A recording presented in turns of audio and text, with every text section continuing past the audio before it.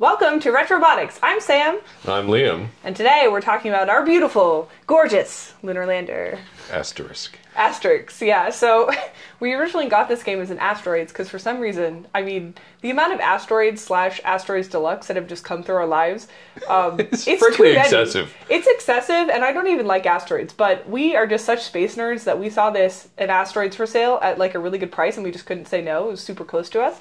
And actually originally was from Disney. It used to have a Disney sticker. But so we got that, and then we were like, it sat there in our workshop for months. Yeah. And then we're like, we don't actually want another Asteroids. So we're like, because right after we got this, we got that Asteroids Deluxe out of an abandoned house. Exactly. Just yeah, like really close to each other. And the Asteroids Deluxe is way prettier. So we're like, okay, is there, either like, should we sell it or can we do something else with it? And then we were like, well, we do like Lunar Lander, even though we're not like the best playing it, we just like space themed games. And so we're like, could we transition into a Lunar Lander in a way that's not like blasphemous? Like, we're not fully converting it. Everything is deconvertible, but like in a way that we can have a Lunar Lander in our collection. So the first option would be to get the multi-control panel that Takeman did. Which we did. We did buy one. But as fate would have it, just about a month after we put in the order for the multi-panel, we found this on OfferUp, and this is an original Lunar Lander control panel that was found in a junkyard, an auto junkyard, and we bought that and had it shipped to us too. And I'm like, well, crap! Now we have an actual panel. We gotta make it dedicated now. Yeah, and then so we haven't done the sides. It's the original Asteroids art. But realistically, with them pushed up against other games, you don't really notice. But then Liam was extremely keen on getting this this baby Owldor coin door. Owl-eye coin door. It doesn't work. But it looks gorgeous. Yeah. It also reminds us of the Coin Jam podcast. Yes. Our logo, as it were. But yeah, so this is actually running on a Asteroids PCB, and we'll talk more about that in a little bit. So this is the Braze multi-kit. So it's not a real Lunar Lander, but it is a real thruster. And everything works exactly as it would on a Lunar Lander. All the lights match up, and we'll talk about that a little more. But what do you think about the game, honestly, playing it, like, compared to Asteroids?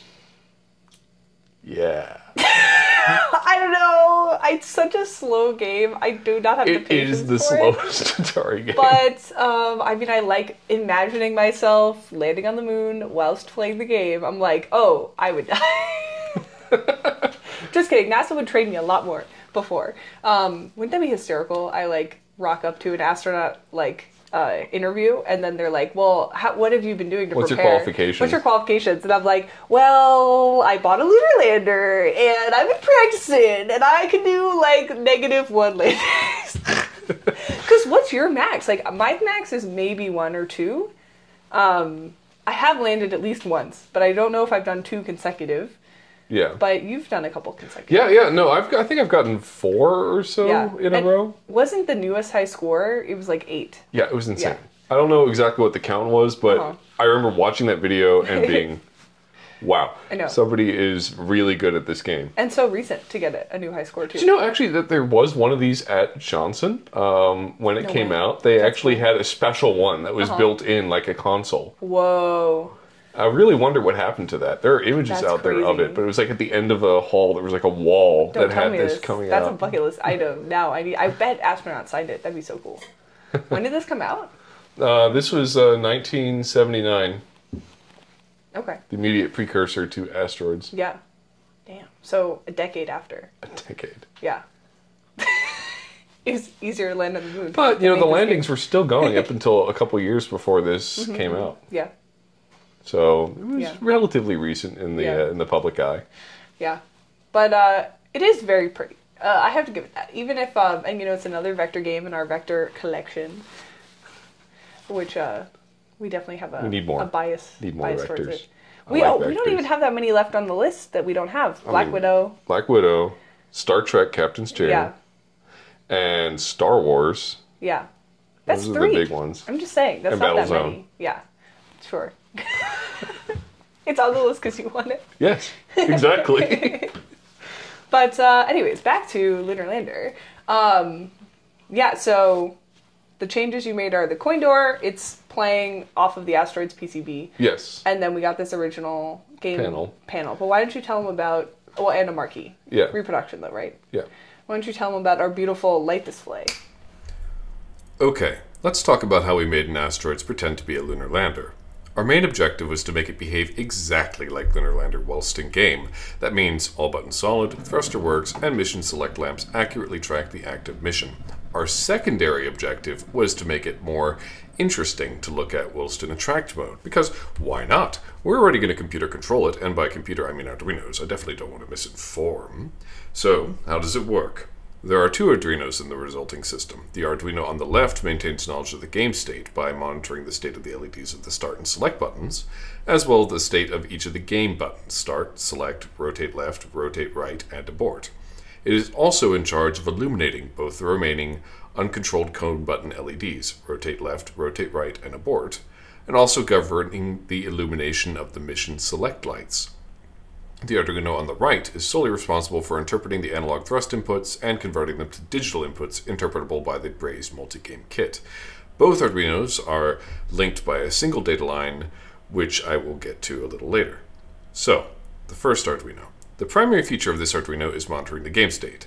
By checking the start and select LEDs are flashing, it's able to know if the game is in play or in attract. Naturally, this only works in free play, with some exceptions depending on unimplemented functionalities.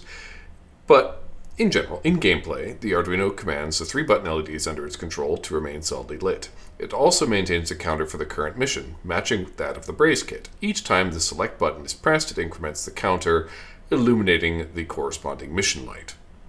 When gameplay ends and the start and select buttons resume flashing, the program returns to attract mode.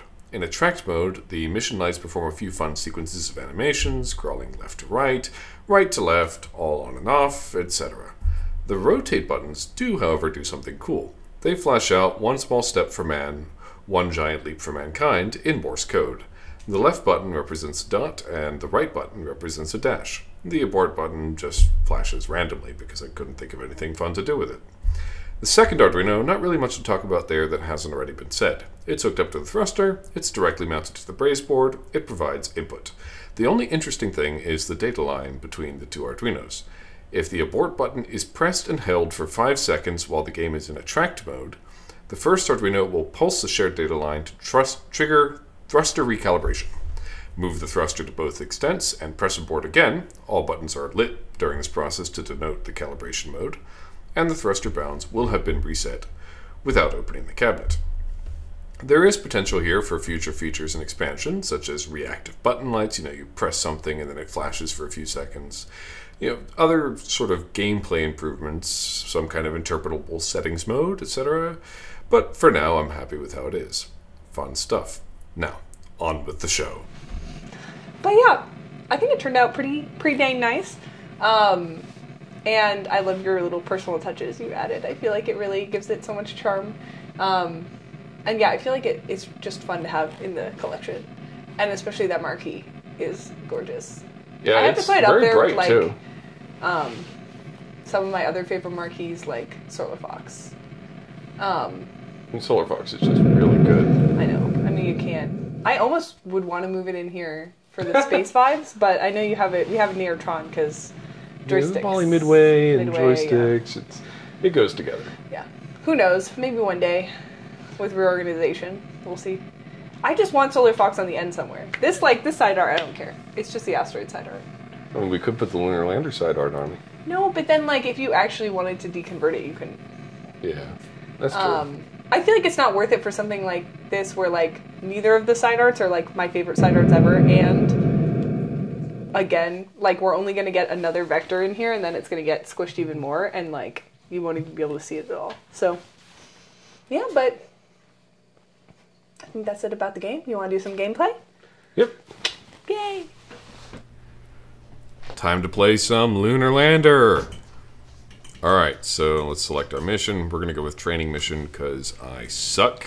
And we are going to try to land on the side of the mountain here. Now, those of you who may not have played Lunar Lander in the past, there are multiple different zones with flashing bonus indicators. If you land on them, you get extra points. In this case, I'm trying to get that 5 times that's on the side of the mountain for a maximum of 250 points. But the 5 times ones obviously are some of the hardest in the game. They're usually at the top of the mountain or on the very sides of the mountain, or sometimes I think off to the very far right. But you have to go, I think it's like 15 milliseconds or less, not milliseconds, meters per second down in order to make a safe landing. Otherwise you'll explode or severely damage your lunar lander. So let's see if we can actually get down onto this landing pad going really slow. There is a strategy here where you can just go down super fast and then hit the abort at the last second, but I'm too nervous for that. So let's see, come on.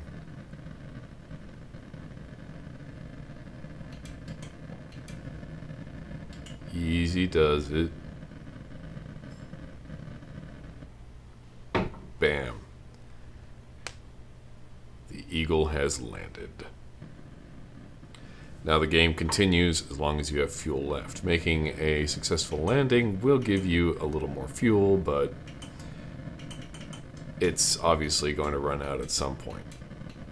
So I just kicked it up again to the highest mission. You can see that I am struggling to decelerate here.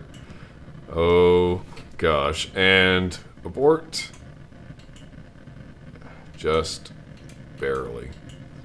But I'm running low on fuel now.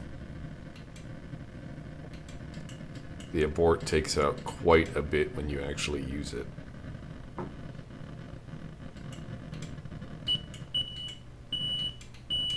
Yep, low on fuel. I don't think I'm going to make it. I'm going to try that strategy where I hit the abort button at the last second. Hope that maybe saves me. So I'm going to ease off the throttle, leave just a tiny bit of fuel left, get ready. And it wasn't enough.